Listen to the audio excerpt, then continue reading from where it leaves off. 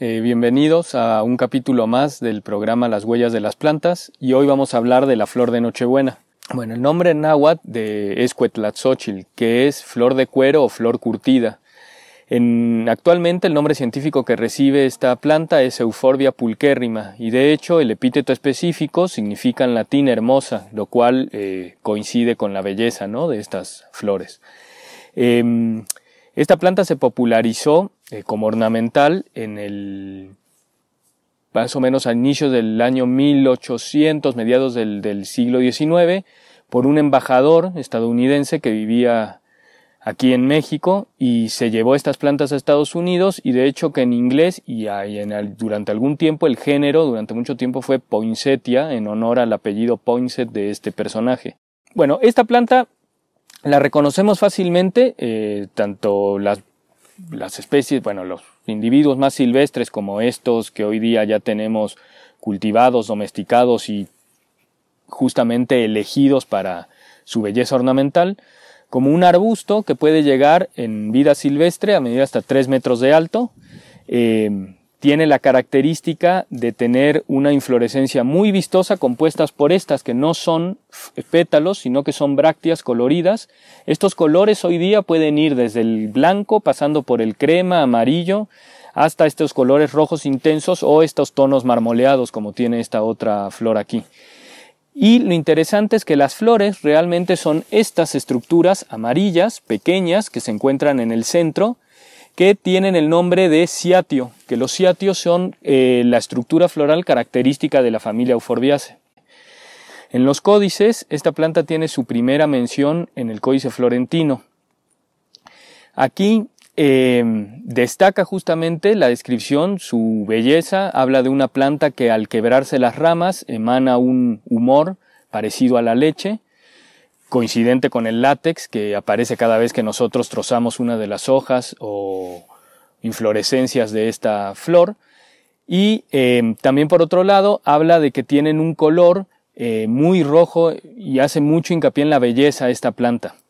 Sin embargo, esta descripción, cuando la vemos en la versión náhuatl del Códice Florentino y hacemos esa traducción literal, no parece ser que se trate de la misma planta. Parece que se trata de otra planta distinta que aún no ha podido ser identificada. De hecho, tampoco esta planta tiene asociada en el Códice Florentino ninguna ilustración, lo que nos hace todavía sospechar o dudar si es realmente esta mención la primera que corresponde a la Nochebuena. Años más tarde, en el libro de Hernández, de las plantas de la Nueva España, vuelve a haber una mención de 2 Cuetlaxóchitl. El primero corresponde completamente la descripción a la Nochebuena. De hecho, vuelve a hacer hincapié de que es una planta que adorna los jardines de los habitantes de la Nueva España. Y además, aquí viene la primera mención de un uso medicinal de la planta, la cual tiene esta propiedad galactógena. ¿Qué significa esto? Que ayuda a las nodrizas a producir leche. Inclusive hace la referencia de que hasta las nodrizas que son ancianas son capaces de verse beneficiadas por el consumo de las hojas de esta planta para favorecer la producción de leche. Nuevamente en este texto viene un segundo Cuetlaxóchitl que ahora sí viene ilustrado. Sin embargo, ese segundo no corresponde ni la descripción ni la ilustración a la planta que hoy en día conocemos como Nochebuena. Otro dato curioso y muy cercano también en esa época es en el siglo XVII, los padres franciscanos son quienes comienzan a utilizar estas plantas para adornar los altares, sobre todo en Taxco Guerrero. De hecho, se cree inclusive que es en Taxco Guerrero o a sus alrededores donde se distribuye el pariente silvestre más cercano a esta especie. Estos padres que adornaban los altares en épocas justo navideñas, pues podría decirse que son los que inician la tradición de relacionar esta planta o esta flor de Nochebuena justamente con la Navidad y la Pascua. De hecho, el nombre actual en náhuatl está más bien asociada a esta festividad. Hoy en día se conoce como Pascuaxóchitl, que es la flor de las Pascuas. Pero el uso medicinal que ha logrado permanecer a lo largo del tiempo es justo el uso galactógeno. Todavía en algunos estados de la República, y eso incluye a la Ciudad de México, Se recomienda el consumo de las hojas o de las flores hervidas o bien machacadas, puestas alrededor de los senos para producir o favorecer la producción de leche. De este uso, desgraciadamente, no hay ningún seguimiento farmacológico actual, por lo tanto no se ha podido comprobar como tal esa actividad. Lo que sí han aparecido son nuevos usos populares, por ejemplo, muchos que tienen que ver con la utilización del látex de esta planta. El látex de esta planta se utiliza para afecciones cutáneas, por ejemplo, se aplica sobre granos, mezquinos e inclusive heridas. Hay otros usos que ya abarcan toda la parte aérea, hojas y flores hervidas que se usan como cataplasmas y como desinflamante. Tampoco de estos usos hay muchas referencias farmacológicas comprobadas, salvo una ligera actividad antibacterial que tienen la infusión de las hojas y flores de la Nochebuena. Aquí habría que hacer un apunte importante y es acerca de la toxicidad de esta planta. Hay mucha controversia acerca de la toxicidad. Sin embargo, la mayoría de los reportes, tanto clínicos como preclínicos, han demostrado que esta planta no llega a ser tóxica. Hay muy pocos reportes, uno solo tal vez de inicios del siglo XX, que habla de una toxicidad aguda o grave por el consumo de esta planta. Lo que sí es más frecuente son accidentes donde si el látex toca los ojos, produce una gran inflamación, incluso cegueras temporales. Y por otro lado hay algunos detalles de dermatitis, lo cual es un poco contradictorio al uso popular que mencionamos. Sin embargo, estos casos de dermatitis que se han presentado por contacto con el látex tienen siempre que ver con la exposición a la luz solar. O sea que realmente lo que se cree es que el látex de esta planta es fotosensibilizador.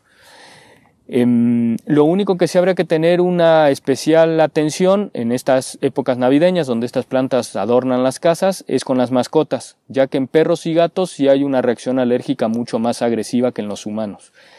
Finalmente, el principal uso, y inclusive en la actualidad, es el ornamental.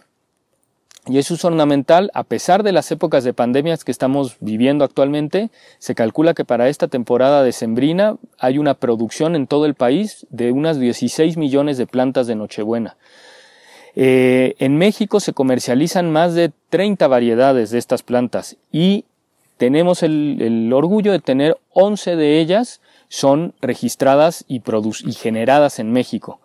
Dentro de esas variedades destacan, bueno, hay algunas que se llaman Belén, otras que se llaman Amanecer navideño, y hay una que es muy interesante que se denomina Valenciana, y esa es la variedad que es la más parecida a las Nochebuenas silvestres, que como ya les había dicho, bueno, se distribuyen a los alrededores de Tasco Guerrero, o se cree que tiene su origen a los alrededores de Tasco Guerrero. Esta flor es tan importante en nuestro país que se disputa históricamente, junto con otras flores, cuál es la flor nacional de México.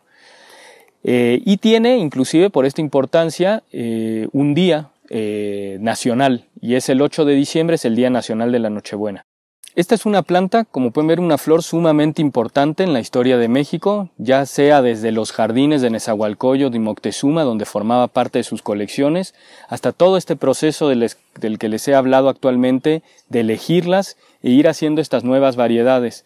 Entonces los invito a que estas fiestas, para adornar sus casas, vayan a los mercados locales de sus distintas ciudades y busquen las Nochebuenas y busquen las variedades mexicanas, busquen estas variedades que mencionamos como Valenciana o la variedad Reilete, que es también producto nacional, y con ellos adornen sus hogares en estas fiestas decembrinas. Y bueno, pues siendo así esta planta tan especial para esta época, ya nada más me resta desearles a todos felices fiestas y nos vemos en nuestro próximo capítulo de las huellas de las plantas.